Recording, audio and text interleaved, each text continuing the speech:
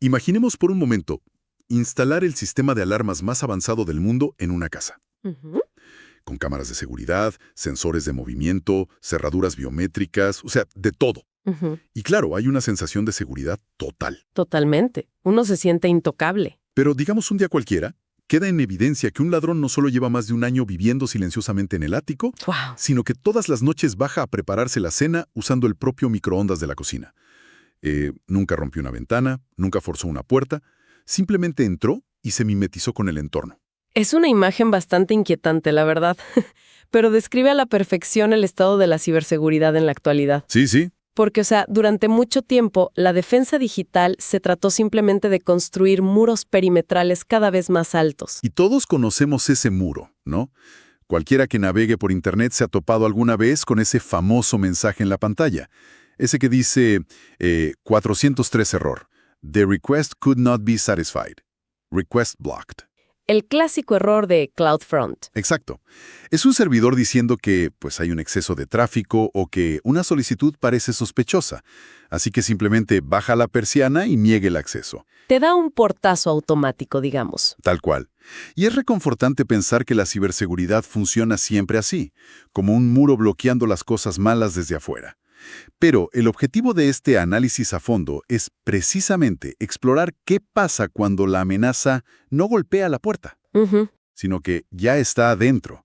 En esta inmersión vamos a revisar nuestras fuentes para entender la evolución de las amenazas, desde virus tradicionales, pasando por los fantasmas indetectables en la memoria RAM, el malware mutante, y cómo en este año 2026 la inteligencia artificial está reescribiendo todo. Y lo fascinante aquí es notar una paradoja inicial al revisar los documentos. ¿Por qué? A ver, para que un ataque súper sofisticado, de esos que operan como verdaderos fantasmas, pueda ejecutarse, Primero necesita entrar. exactamente, necesita cruzar el umbral. Y los atacantes han descubierto que para entrar no necesitan inventar nada nuevo. Las tácticas clásicas no han desaparecido, simplemente se han vuelto mucho más letales. Tácticas clásicas, como la ingeniería social del phishing o la inyección SQL. Ujú, el famoso SQL. Y aquí quiero lanzar una pregunta de desafío. O sea, si la inyección SQL es tan antigua, creo que se enseña en el primer semestre de informática, ¿por qué sigue funcionando hoy en día? Es una gran pregunta. Y la respuesta es que ataca una falla fundamental en la arquitectura de confianza humana, digamos. La validación deficiente de los datos. O sea, confiar demasiado en lo que se escribe en un formulario. Claro, si una aplicación web no desinfecta bien lo que alguien escribe en un campo de texto, la base de datos no sabe distinguir entre datos reales e instrucciones del sistema. Ah, claro. Recibe una simple comilla simple y asume que es un comando. De hecho, los documentos citan un estudio académico de 2016 súper revelador. Ujú. Unos investigadores crearon una herramienta formal llamada SQL Fast y la probaron contra Joomla, que es pues una de las plataformas web más usadas en el mundo. Y siendo Joomla tan grande, me imagino que encontraron solo un par de errores menores. Todo lo contrario. Lograron descubrir vulnerabilidades súper complejas que ninguna otra herramienta del mercado pudo hallar.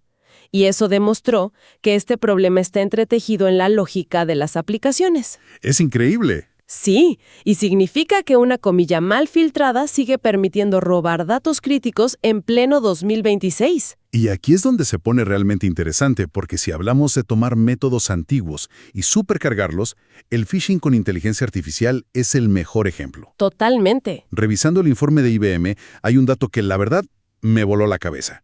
Históricamente, diseñar un correo de phishing manual que fuera convincente tomaba unas 16 horas de trabajo. 16 horas de investigar a la víctima, redactar, todo eso. Exacto.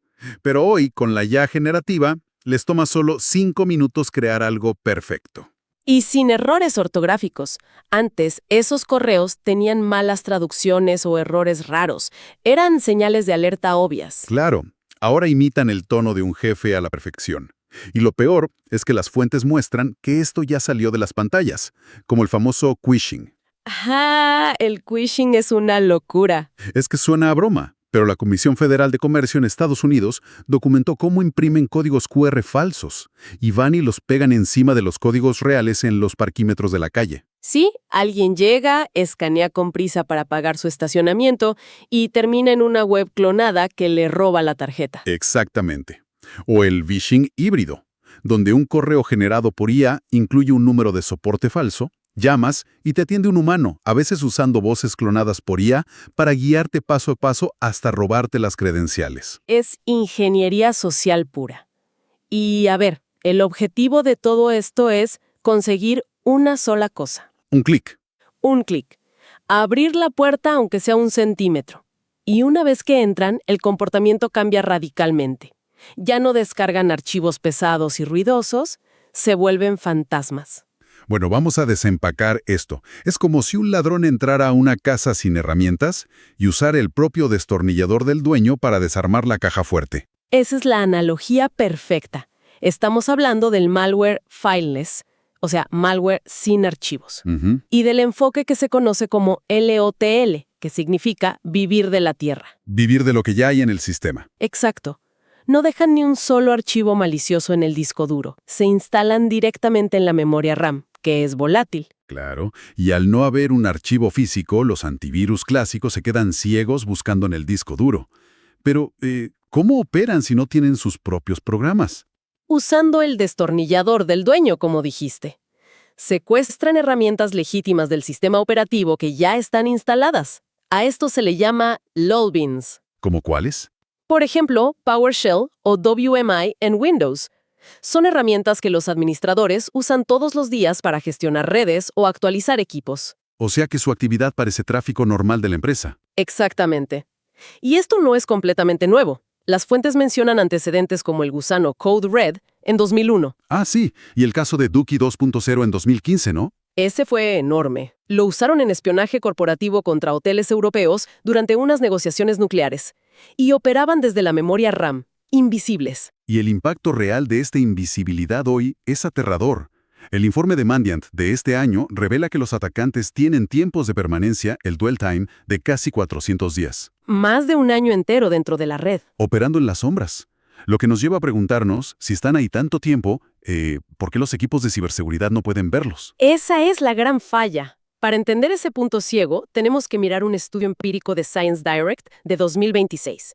Analizaron 49 intrusiones reales que fueron confirmadas por CISA. Ajá, entre 2020 y 2024. Así es.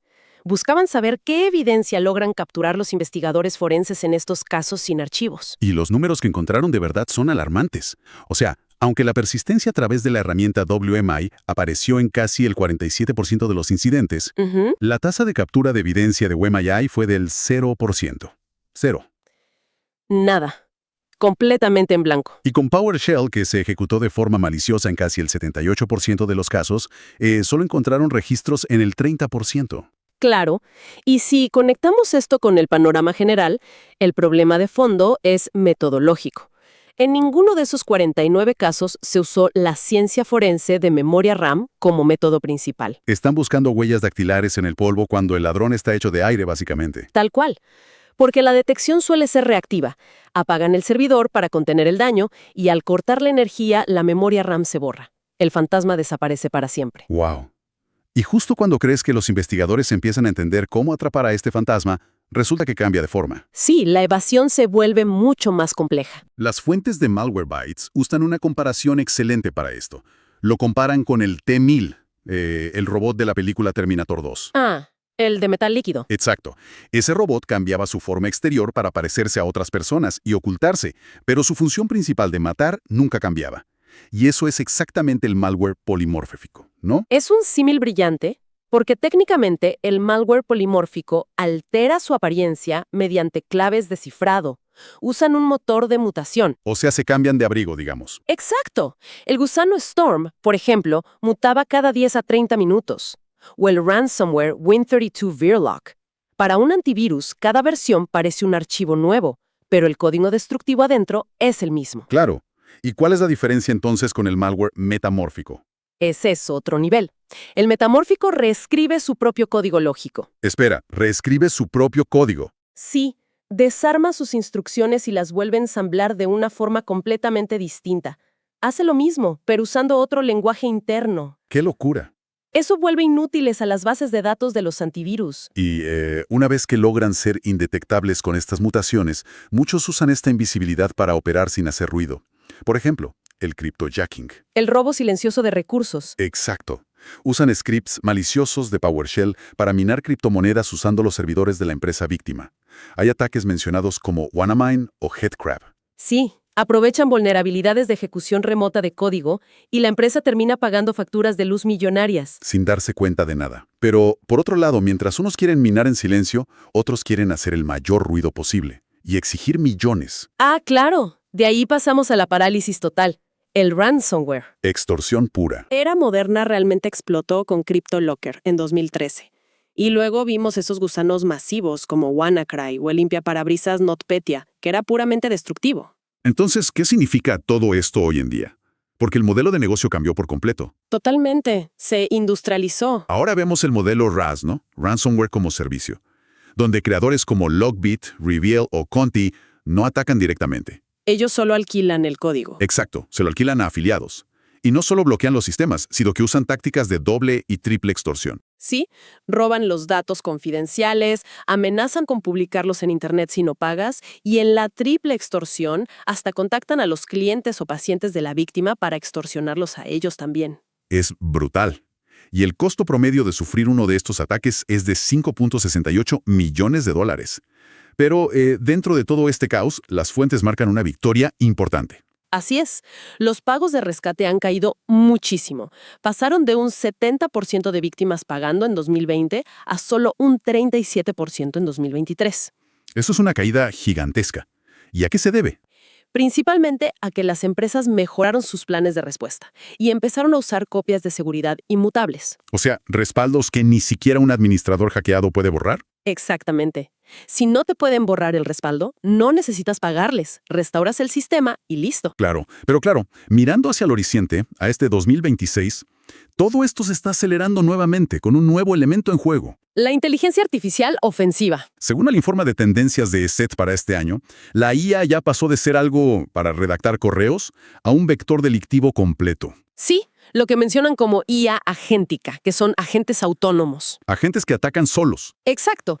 Son capaces de ejecutar el ciclo completo de un ataque, desde investigar la red hasta explotar una vulnerabilidad en milisegundos, reaccionando a lo que encuentran sin ayuda humana. O sea, el poder ofensivo se ha democratizado totalmente. Lo que antes le tomaba a un hacker experto meses de trabajo, hoy alguien lo hace con un simple prompt en un modelo de IA. Es aterrador, ¿verdad? Y esto cambia la defensa.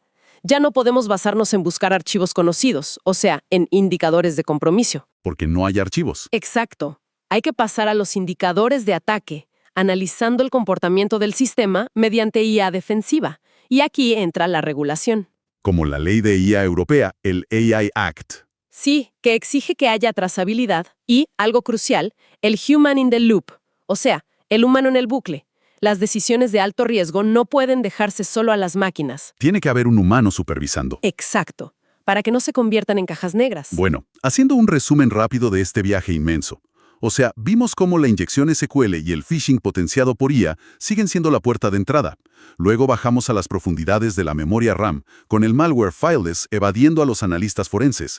Vimos al malware mutando como el T-1000, a los cárteles de extorsión RAS secuestrando empresas, y finalmente llegamos a estos agentes autónomos de IA en 2026. Y esto plantea una pregunta importante para cerrar. Algo que surge de atar todos estos cabos sueltos en las fuentes. A ver. Si los atacantes están usando comandos legítimos, como PowerShell para operar de forma invisible, Sí.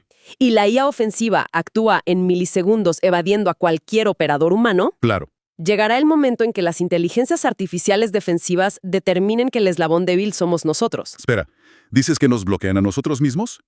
Piensa en esto. ¿Qué pasa si para mantener una red segura, la IA defensiva tiene que bloquear permanentemente a los propios administradores humanos del uso de sus herramientas nativas? ¡Wow!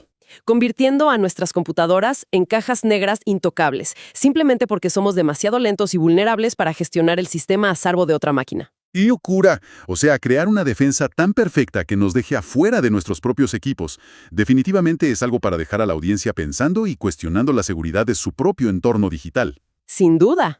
Ha sido un análisis súper revelador. Agradecemos inmensamente que nos hayan acompañado en esta exploración profunda. Y ojalá esta información sirva para entender al enemigo invisible. Así es. Hasta la próxima inmersión.